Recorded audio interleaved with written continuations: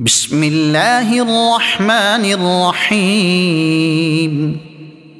ألهاكم التكاثر حتى زرتم المقابر كلا سوف تعلمون ثم كلا سوف تعلمون كلا لو تعلمون علم اليقين لترون الجحيم ثم لترونها عين اليقين ثم لتسألن يومئذ عن النعيم.